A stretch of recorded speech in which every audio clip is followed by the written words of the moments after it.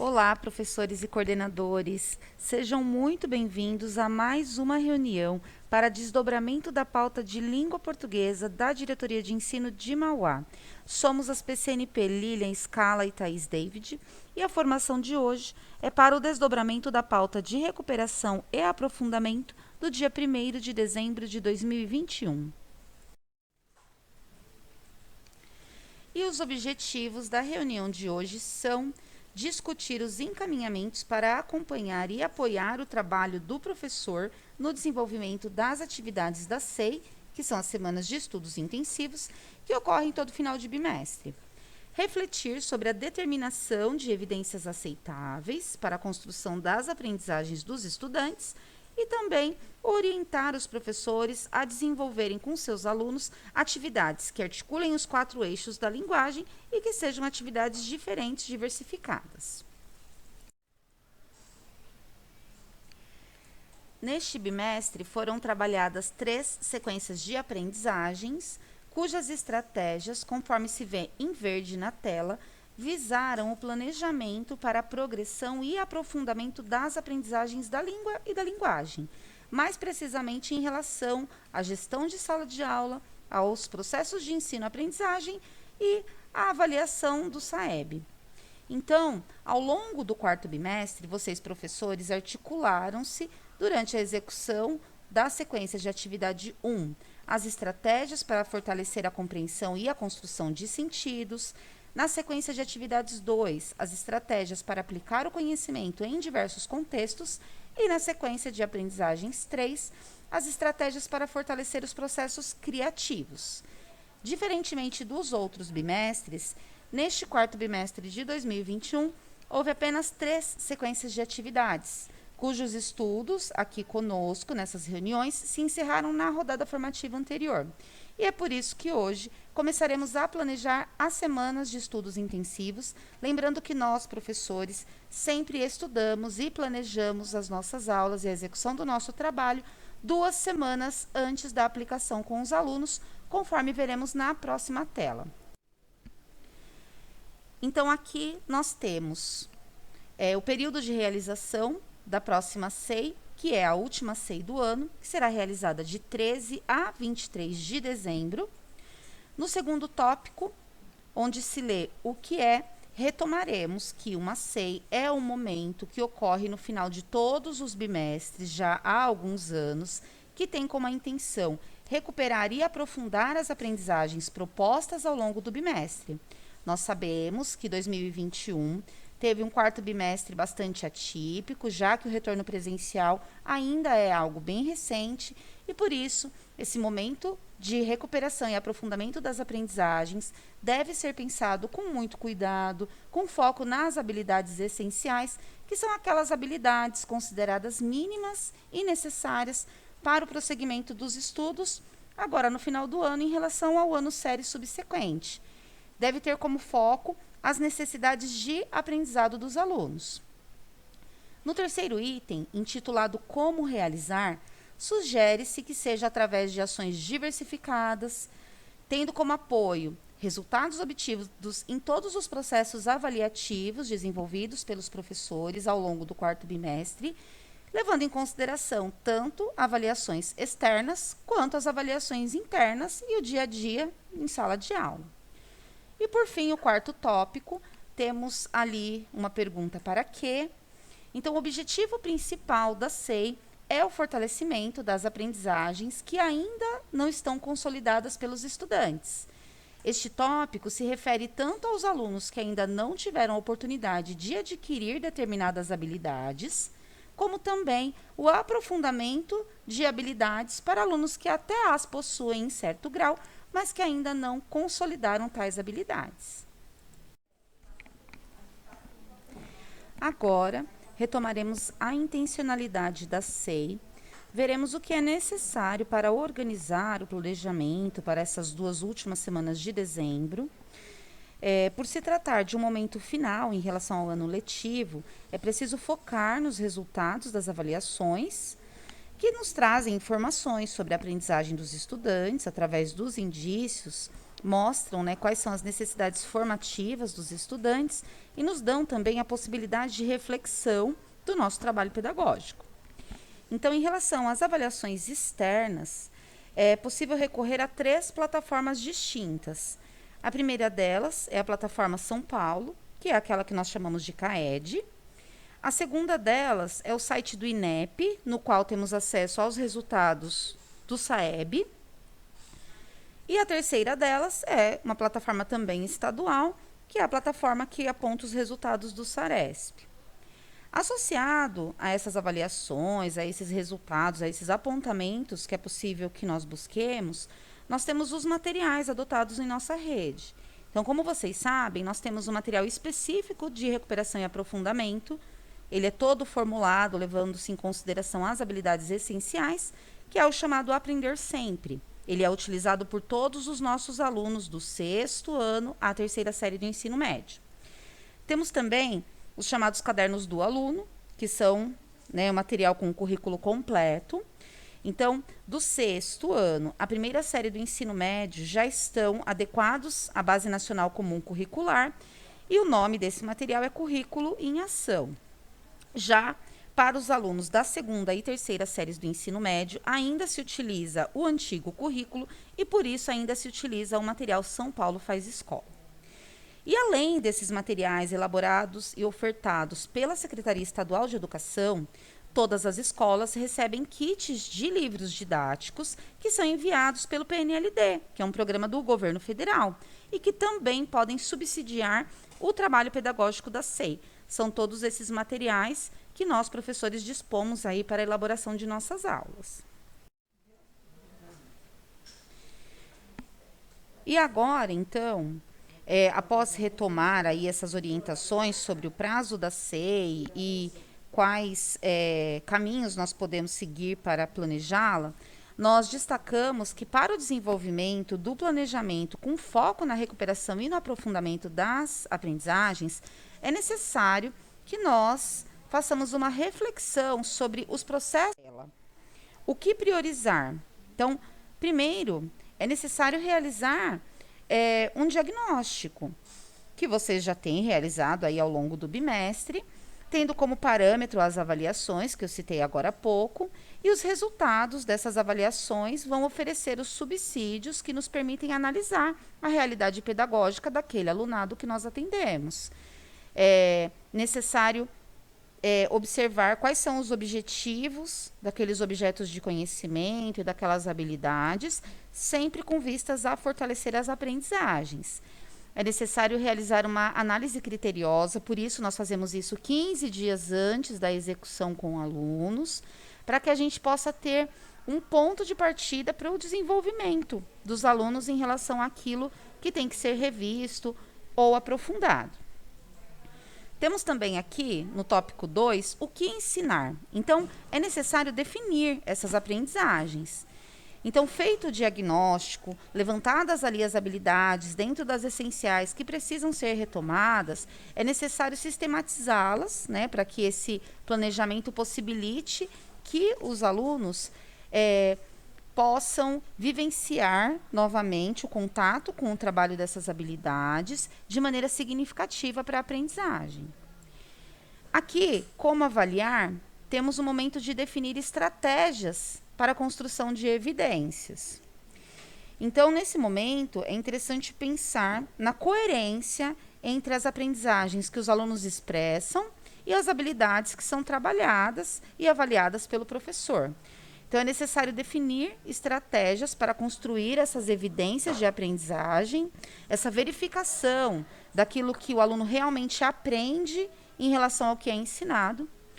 E, por fim, aqui no tópico 4, temos como ensinar, que é o momento de planejar estratégias de intervenção. Então, é a definição, né, das estratégias para que a aprendizagem realmente ocorra. Então, é pertinente pensar numa forma de monitoramento do desempenho desses estudantes, para que seja avaliada a forma como eles estão lidando com essa aquisição dessas aprendizagens. E para isso, muitas vezes, é necessário redefinir as práticas. Repetir aquilo que já foi feito não é suficiente, porque se fosse suficiente, o aluno já teria adquirido aquela habilidade. Então, a redefinição de práticas, o uso de novas estratégias, pensando na premissa do governo, que nós, professores, atendemos, que é de não deixar ninguém para trás, de conduzir os nossos estudantes para um desempenho adequado e esperado para aquele ano série, de forma que ele possa avançar significativamente para o ano série subsequente. E depois de serem discutidos esses processos pedagógicos, é momento de planejar o nosso componente curricular em si, de refletir acerca dos conhecimentos que são relativos aos estudos propostos de língua e linguagem, elaborar o passo a passo das aulas que serão desenvolvidas durante a SEI, relembrar que o ensino do componente curricular língua portuguesa se dá através de um estudo encadeado, entrelaçado de 4 eixos, que são os que estão na tela. Então, todos os processos de ensino de língua portuguesa envolvem pelo menos 2 desses eixos que estão aí: a leitura, oralidade, análise linguística e ou semiótica e produção textual. O estudo desses eixos e pensado nesses eixos é o que vai possibilitar que os estudantes compreendam, apliquem, desenvolvam textos proficientes. Então, hoje, a interação dos estudantes com variados gêneros textuais e não apenas aqueles da esfera literária, faz com que eles sejam capazes de reconhecer, por exemplo, o propósito comunicativo de determinada situação comunicativa. Então, é interessante também pensar nas temáticas que serão abordadas, nas reflexões linguísticas e semióticas que serão trabalhadas para cada ano série, para que os alunos reconheçam as características composicionais, de estilística, dos mais variados gêneros e de todos os campos também do conhecimento. É também uma oportunidade para que os estudantes mobilizem diversos conhecimentos durante a produção dos seus textos, conhecimentos enciclopédicos, linguísticos, interacionais, de forma que eles também interajam com essas leituras que realizaram enquanto produzem os seus próprios textos. E lembrando que as sequências de atividades do material Aprender Sempre, que é o material que nós estudamos nesta semana em específico, semana B, tem sempre a mesma estrutura. Ou seja, cada sequência de aprendizagens é dividida em 8 aulas de 45 minutos cada. Estas 8 aulas vão trabalhar uma ou 2 habilidades essenciais. Trabalha-se 2 quando são aquelas habilidades divididas em letra A e B, por exemplo, 25A, 25B. E também as habilidades de suporte. Ao longo destas 8 aulas, trabalham-se os 4 eixos de ensino da língua. Então, parte sempre de uma leitura. Através dessa leitura, pode ser trabalhada a oralidade, ora trabalha-se análise semiótica, ora análise linguística, e sempre culmina ali na produção textual, seja de textos verbais escritos, seja de textos orais, de textos multissemióticos. Esta é sempre a estrutura composicional das sequências de atividades do caderno Aprender Sempre. E aí, pensando em todos então esses processos, tanto do processo cognitivo, de parte pedagógica da elaboração da SEI, quanto do componente curricular, com ali os objetos de conhecimento e as habilidades específicas da língua portuguesa, nós propomos que vocês trabalhem esta interação com os professores nas escolas, tanto vocês, professores coordenadores, quanto vocês, professores que são PAC, propor essa interação, essa conversa de como desenvolver um trabalho articulado com as práticas de leitura, oralidade, análise linguística e semiótica e produção textual, considerando os conhecimentos concernentes à língua e à linguagem, proposto, claro, para cada ano série.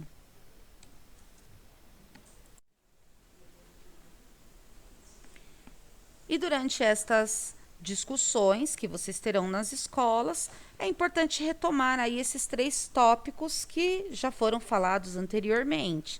Então, identificar os resultados desejados e também os resultados obtidos. determinar quais serão ali as evidências aceitáveis, sobre as quais a Lilian falará em seguida, e, por fim, planejar todas as experiências de aprendizagem dos alunos que vão ocorrer entre os dias 13 e 23 de dezembro deste ano. Eu agradeço a atenção de todos e passo agora a palavra à Lilian. Lilian?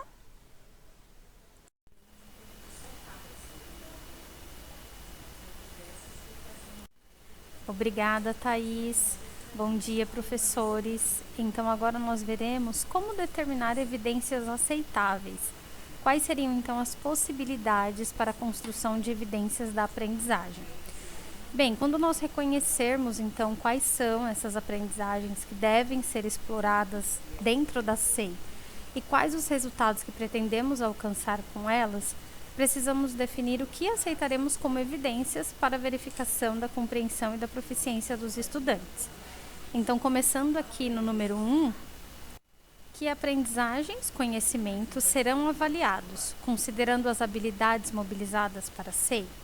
Então, aqui este primeiro momento é o momento de pensarmos nas aprendizagens que precisam ser avaliadas nas atividades propostas e também de verificar o que se quer avaliar. Então, por exemplo, se a habilidade que foi selecionada aí para ser trabalhada na SEI orienta atividades de leitura, então é preciso definir critérios coerentes que construam evidências de aprendizagem sobre a forma como os estudantes leem e interpretam. Depois desse momento, passamos então aqui para o número 2, que seria o momento de pensarmos o que avaliar no conjunto das aprendizagens e conhecimentos propostos por estas habilidades. Então, trata-se de reconhecer em que medida as atividades propostas se alinham às habilidades, ou seja, se elas de fato juntam elementos para efetivar uma avaliação coerente com o que é proposto pela expectativa da aprendizagem.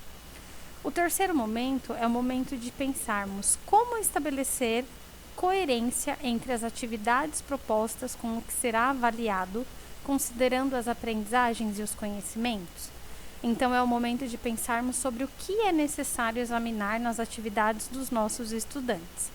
E, por fim, chegamos ao quarto momento, que é aquele de como as atividades a serem propostas na SEI podem se articular com as aprendizagens, conhecimentos propostos nas habilidades.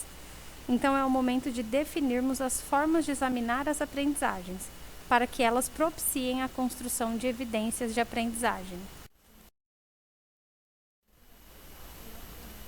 Continuando, então, aqui neste slide estão sugestões de atividades que podem ser utilizadas como instrumentos para a construção de evidências, para a verificação se os estudantes estão ou não aprendendo. Elas mobilizam objetos de conhecimentos a partir de processos cognitivos distintos. Então, nós temos atividades que envolvem interação e diálogo, trabalho em grupo, produções textuais, observação e registros e questionamentos, sejam eles abertos ou fechados. Então, percebam que nós temos aqui dentro das sugestões, desde atividades individuais até mesmo atividades coletivas. Então, em uma roda de conversa, por exemplo, que é uma das sugestões, dadas aqui dentro destas atividades sugeridas, na roda de conversa, então, é um momento que existe entre os alunos interação e diálogo.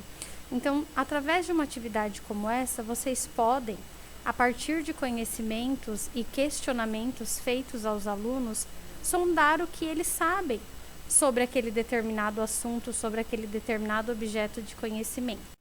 Já por meio de questionários, que é uma outra sugestão que nós propomos aqui na tela, sejam eles abertos ou fechados, é possível verificar a apropriação de conceitos referentes aos objetos de conhecimento, a exemplo das questões de múltipla escolha. Assim como também há a possibilidade de, a partir de uma produção oral ou escrita, verificar como alguns fenômenos linguísticos são compreendidos e aplicados pelos estudantes. Portanto, é possível utilizar um conjunto de estratégias ou de instrumentos variados para coletar evidências daquilo que os estudantes estão aprendendo ou precisam aprender, tanto individual como coletivamente. Para isso é interessante observarmos as atividades propostas e ver como elas podem ser potentes para a construção de evidências para a aprendizagem dos estudantes.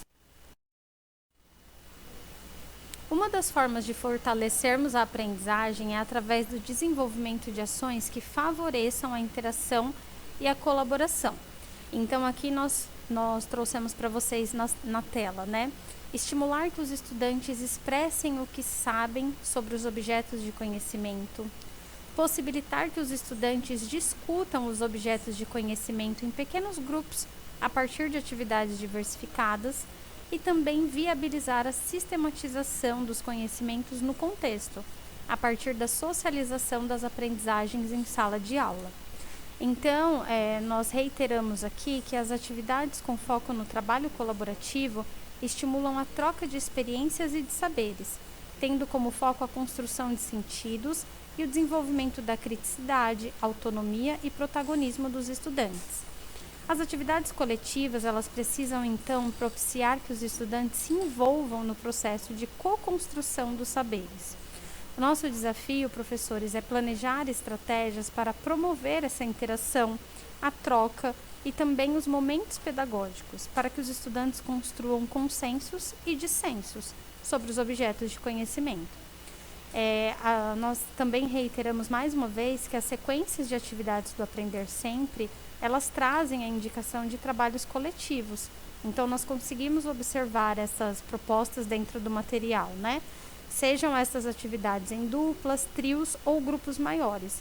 Por isso que elas são potentes para que a gente as utilize, né, na construção de evidências das aprendizagens dos nossos estudantes. Para isso, nós trouxemos aqui a sugestão do trabalho com o caderno do aluno do 6º ano, 4º bimestre, a sequência 3, que envolve 2 habilidades essenciais: reconhecer o emprego da coesão e da progressão temática nas produções textuais e utilizar adequadamente a coesão e a progressão temática nas produções textuais. Então, nesta sequência de atividades 3, volume 4, do 6º ano, dentro das aulas 7 e 8, é possível, por exemplo, que o professor trabalhe com a turma os textos que foram estudados ao longo das aulas anteriores, dividindo-os em grupo, com o objetivo de retomar os elementos coesivos e a progressão temática dentro de cada reportagem, que são esses textos trabalhados nas aulas anteriores, né? Com o intuito de que depois dessa retomada, os alunos sistematizem com a turma com vistas a revisitarem a estrutura textual da reportagem, bem como a importância do uso destes elementos coesivos para estabelecer a progressão temática dentro do texto. Depois, a turma será levada a construir coletivamente uma reportagem. Por isso, nós reforçamos mais uma vez com vocês, professores, a importância do trabalho apoiar-se nos materiais do currículo para o desenvolvimento da SEI, pois eles trazem inúmeras sugestões de estratégias e atividades que potencializam o desenvolvimento do planejamento, além de serem estruturados nos eixos da língua portuguesa. Então, neste exemplo aqui, percebam que nós partimos da leitura de textos escritos,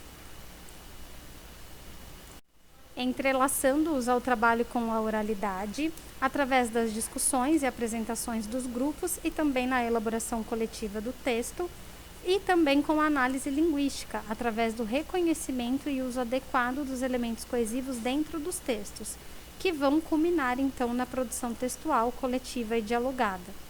Tal como neste exemplo, então, é imprescindível que o trabalho dentro da SEI seja planejado e estruturado nos 4 eixos de ensino da língua, em relação às habilidades selecionadas.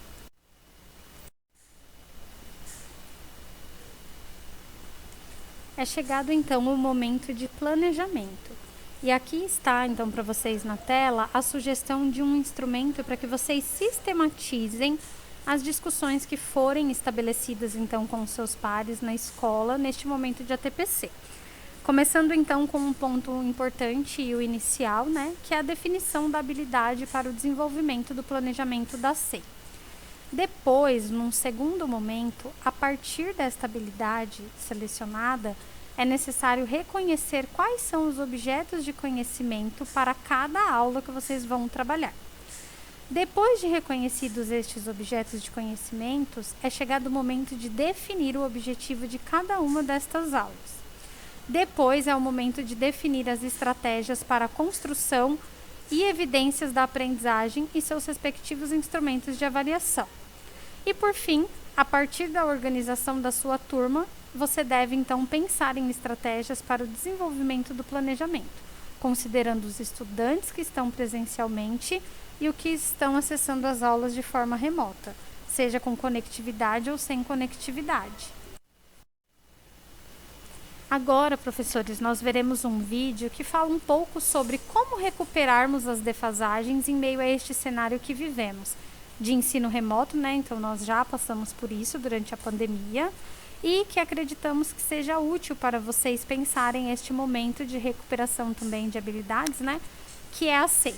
Esperamos que gostem. Então, vamos assisti-lo?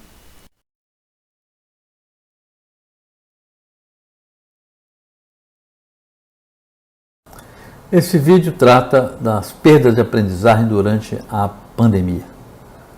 Como recuperar, o que fazer?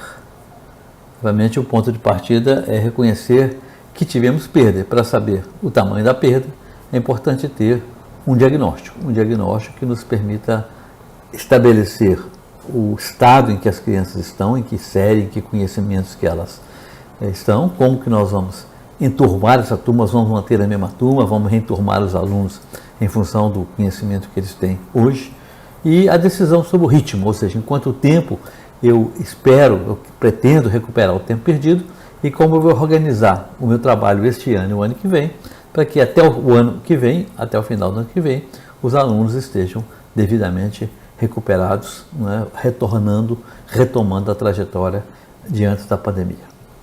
E, obviamente, a decisão sobre o tipo de instrumento, o tipo de intervenção, né, que nós vamos usar. Dificilmente fazer exatamente como era antes da pandemia não vai nos levar a lugar nenhum, ou vai nos levar àquele lugar de antes, que é um lugar de um desempenho extremamente medíocre.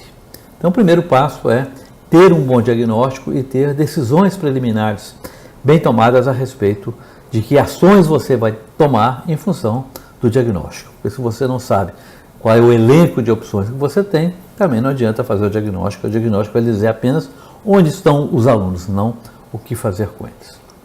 Segundo passo importante, preparar-se para acolher os alunos, que é o que deve estar acontecendo agora nesse momento com a volta do ensino presencial, do ensino híbrido. Acolher os professores, acolher os funcionários, acolher os alunos, acolher os pais. Não se trata de ficar passando a cabeça eternamente, mas sim de reconhecer que estamos saindo, não é, de uma crise, tivemos perdas, tivemos ganhos, tivemos várias limitações, não é, e que agora temos um desafio para frente, que é correr atrás do passado e enfrentar os desafios do presente com um ritmo menor. Mas acolher, ouvir, juntar essas experiências e pensar para frente. E nesse processo de acolhida é importante um diálogo relevante sobre as experiências das pessoas, das experiências das pessoas como profissionais, como diretor, como coordenador pedagógico, os vários auxiliares, das famílias, e como que nós podemos juntar essas experiências para traçar nossas estratégias de futuro. Um diálogo relevante. O terceiro está preparado para monitorar alguns desafios iniciais que certamente vão ocorrer, de problemas de atenção, problema de concentração, problema de ansiedade, né? E obviamente a escola, né, não é uma clínica terapêutica. Então, se há casos que são ou parecem extremos, tem que encaminhar para os especialistas. A maioria dos casos, 85%, 90%, típico nessas situações, são coisas transitórias que acabam se recuperando com os desafios que vão aparecendo. É apenas uma questão de saber graduar um pouco mais de paciência, mas, sobretudo, uma paciência ativa, uma paciência de chamamento, né, de criar oportunidades em que o aluno vai focar a sua atenção, vai concentrar os seus esforços para retomar a atenção e os hábitos de estudo necessários para o sucesso escolar. Um terceiro conjunto de recomendações: foco no essencial. O que é essencial na escola? Linguagem, matemática, ciências e atividades físicas nesse momento. Então, essas são as coisas essenciais. Então, o tempo para essas coisas deve ser, no mínimo, o tempo do passado. Uma aula de matemática por dia, uma aula de língua portuguesa por dia, uma aula de ciências pelo menos 3 vezes por semana e atividades físicas um pouco a cada dia. Isso é fundamental. O resto é o que puder ser feito. O que não vale a pena fazer é aumentar o tempo, porque aumentar o tempo significa aumentar esforço, aumentar gastos. E nesse momento é preferível gastar em outras coisas que são mais eficazes do que fazer mais do mesmo e cuja eficácia a gente já conhece. Os recursos são limitados. E diluir o esforço, sempre diluir tem o resultado que a gente conhece, que é uma água diluída.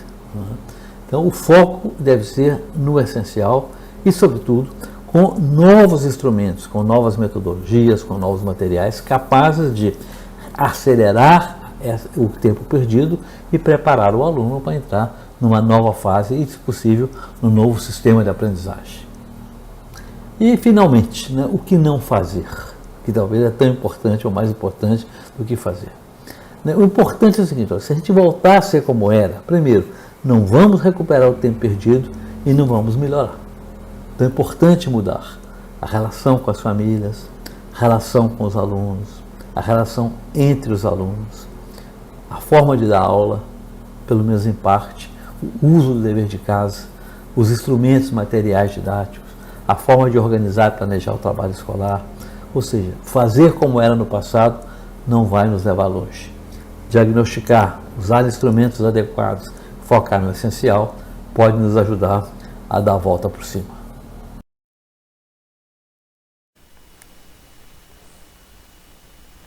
Muito interessante a fala dele, não é mesmo, pessoal?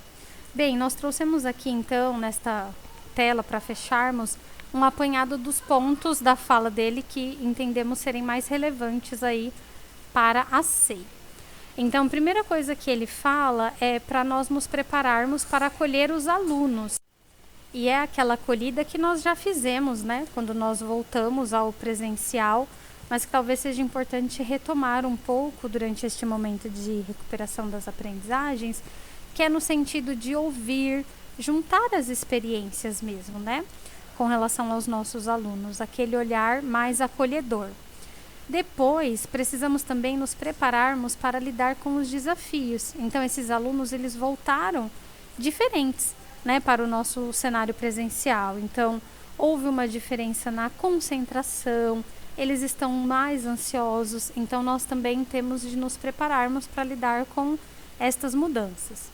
Também precisamos diagnosticar, mas não só diagnosticar, é diagnosticar para decidir quais rumos tomar na recuperação.